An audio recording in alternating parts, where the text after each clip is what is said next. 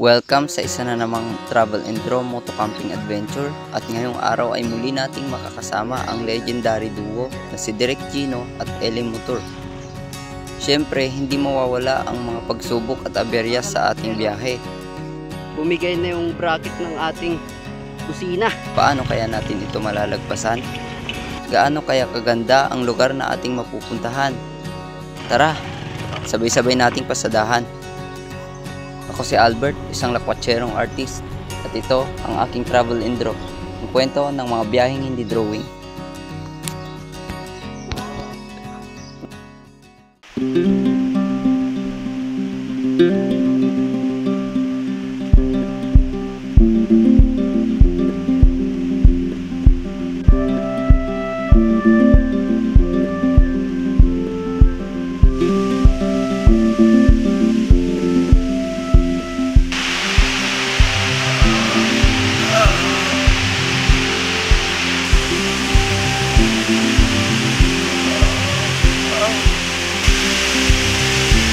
Good morning world, mula dito sa Bambang, Nueva Vizcaya.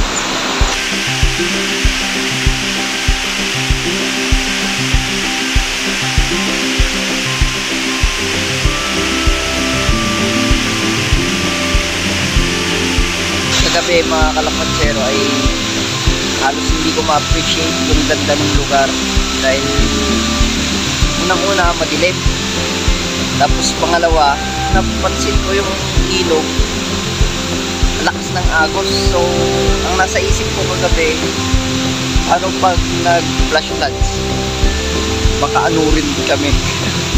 Yan nasa isip ko. Pero isip ko ng umaga mga kalapatsero, grabe, napaka-majestic ng lugar.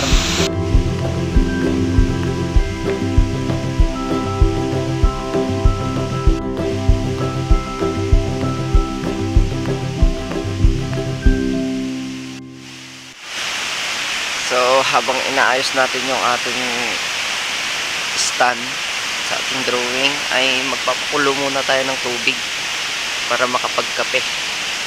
Kaping-kape na ako mga kalapatsero. Kumulo na yung ating tubig. Meron tayong dalang kape, premix.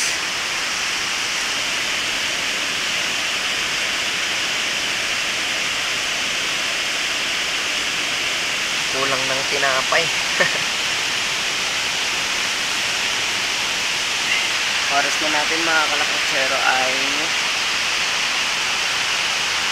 6:17 ng umaga. So magsasaing na tayo dahil hindi pa tayo naghapunan kagabi dahil late na kami nakarating dito sa campsite. So habang tayo ay nagluluto ay mag-start na tayong mag-sketch para sa ating drawing.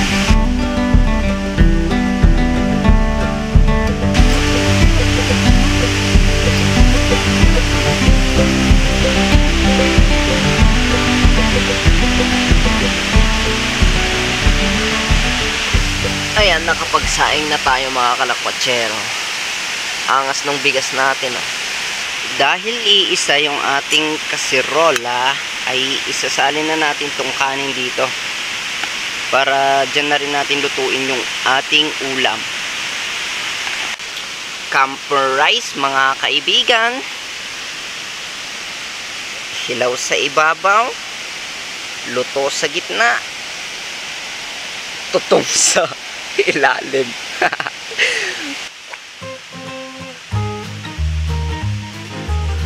Nangitim yung ilalim ng ating kasirola mga kalakwatsyero.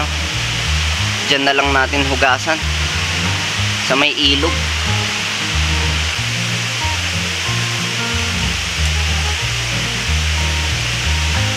Unahin nating lagahin mga kalakwatsyero itong okra. Tas mamaya yung talong preprituhin natin. Kumpleto tayo sa condiments ngayon. Ayan, may suka, mantika, toyo, bagoong, asin, sili. So habang tayo ay nagluluto ng ating ulam, magkukulay na tayo sa ating art.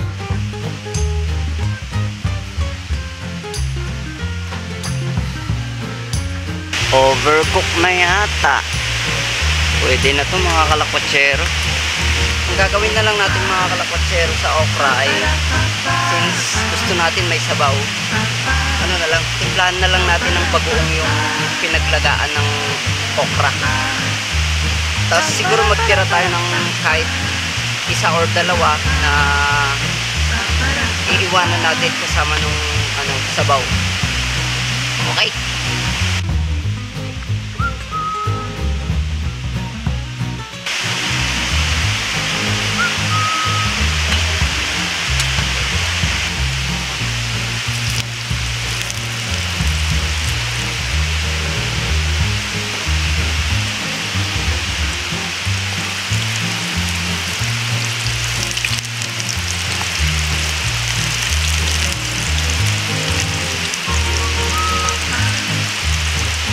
Okay na yung ating pagkain mga kalakwatsero. Ito, nilagang okra, pritong talong, dininding na okra, tapos may sausawan tayong toyo na may suka at sili.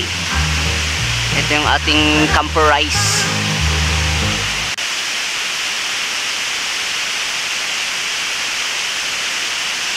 Sa wakas, na-achieve ko na yung camper rice.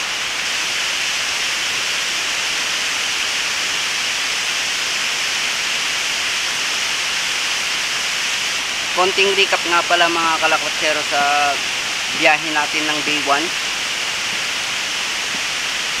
Hindi ko na ikukwento, panoorin nyo na lang. Eto. Okay, good evening everyone. So night ride tayo ngayon. Kasama natin si Kuya Eli at si Kuya Direk. So pupunta kaming ngayon, Nueva Vizcaya naman. Kaka-take off lang natin. At ang lead natin ay si Kuya Direk. At nasa likod sila Kuya Eli at nung mga kapatid niya. Okay mga kalakwatsero, dito na tayo sa Santa Fe, Nueva Vizcaya. Dito sa may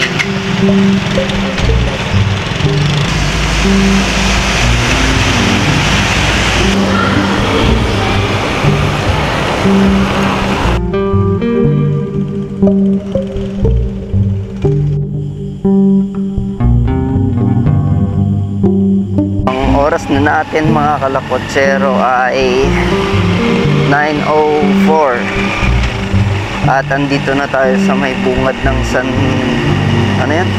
Santo Domingo.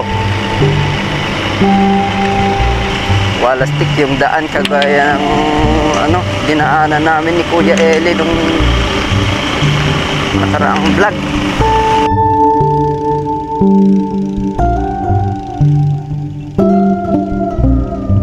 Isa na ang kalbaryo ng aming mga motor.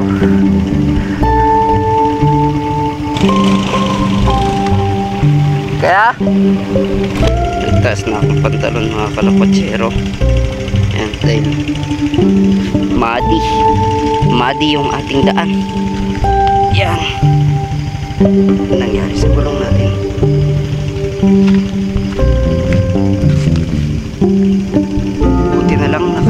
Tayo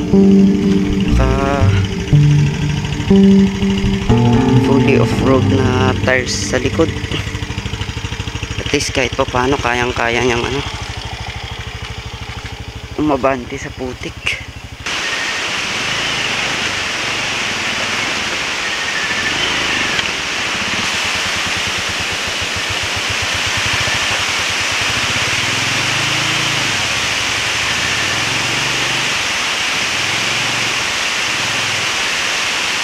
So ayun, pagdating namin dito ng gabi, I think alas 10 na yata yun eh.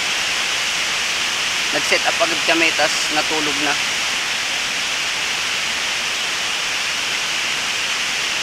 So tapos na tayo mag-breakfast and kukulayan na natin itong ating artwork. Ang oras na natin pala ay 10:16 na ng tanghali. So pagkatapos ko tong kulayan, saka ako maliligo sa falls. Alright.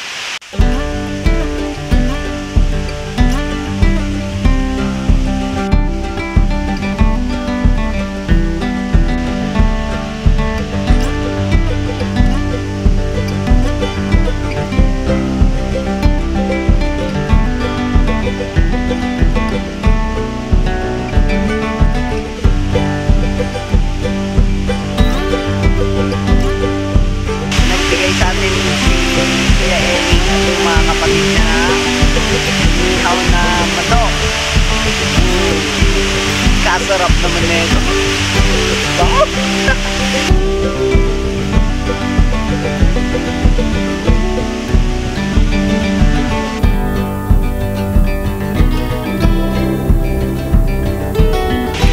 Okay na to mga kalakwatsero. Pirmahan na natin. Nga pala, baka i-bash nyo yung drawing natin ha. Hindi po ako expert sa line and wash. So yung pinakauna kong mga vlogs ay sa charcoal ako nakafocus noon. So wala akong idea sa colors, kung paano mag-mix ng mga kulay. So parang nagpa-practice pa lang ako ngayon.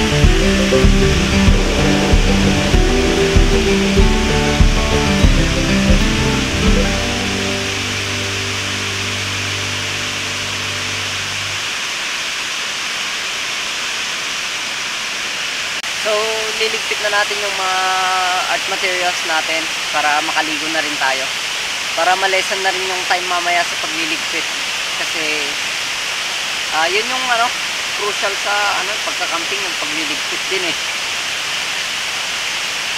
Medyo nakakapagod din kasi gawin yun. Kaya from time to time, pagka hindi mo na kailangan, dapat iligpit na. Pwede na tayo maligo mga kalakwatsero, tara! Doon tayo sa taas.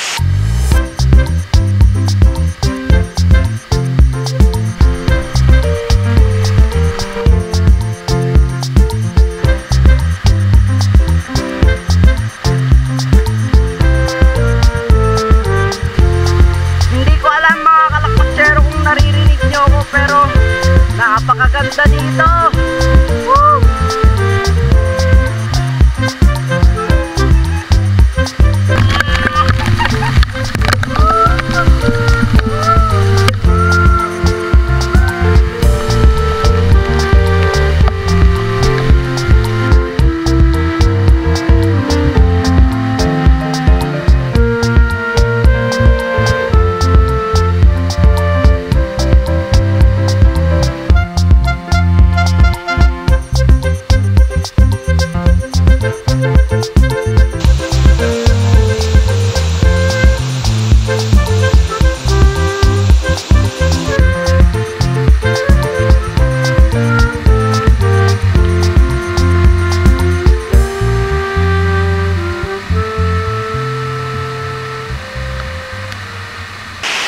Na tayo maligo mga kalakwatsero, at ang oras na natin ay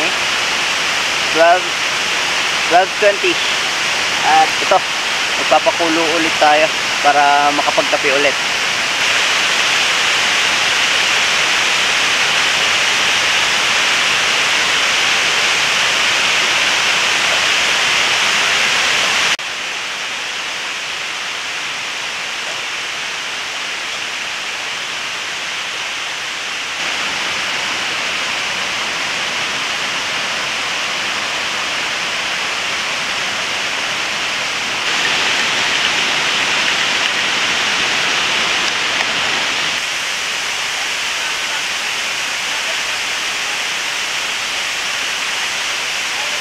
Magliligpit na tayo ng ating gamit dahil ang oras na natin ay 1:13 na ng hapon. So kailangan na nating magligpit para anytime pwede na tayong umalis.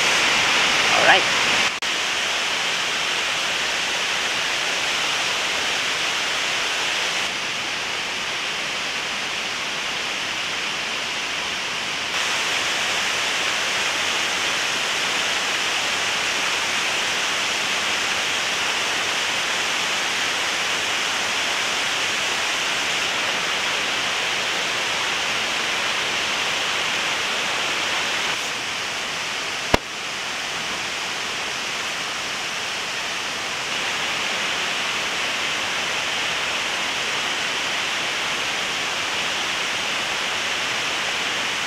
After nating mag-impake ng gamit, ay babakbak na tayo sa may train pauwi.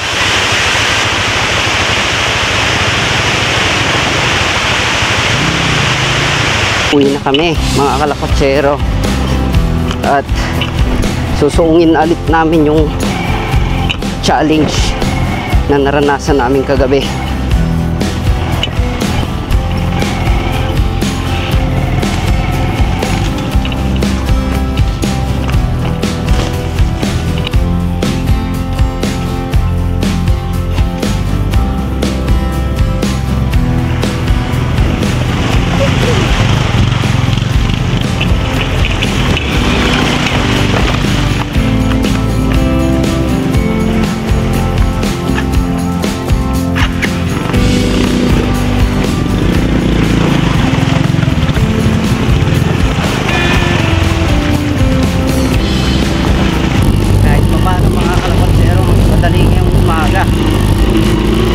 Gaya kagabi, lakas pa ng ulan kagabi.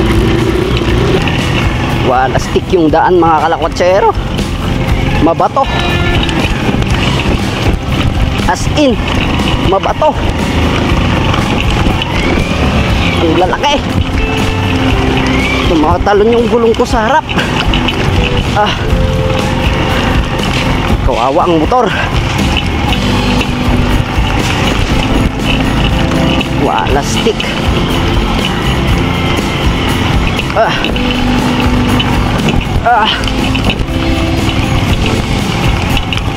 Uy.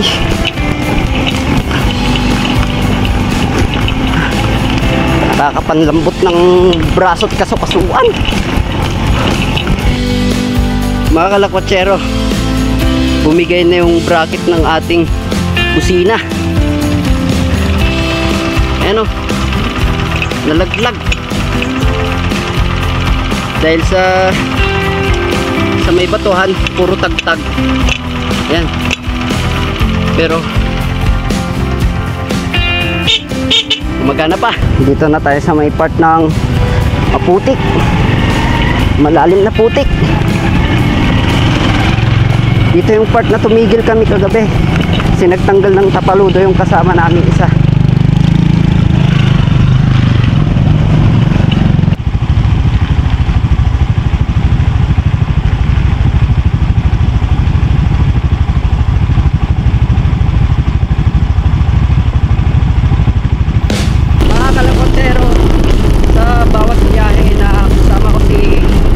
Kuya Derek Gino at Kuya Eli, na-realize ko na sa bawat problema na pinagdadaanan namin, sa bawat aberya, sa bawat daan na mahirap, ay para sa akin naka ano yun, destiny yun na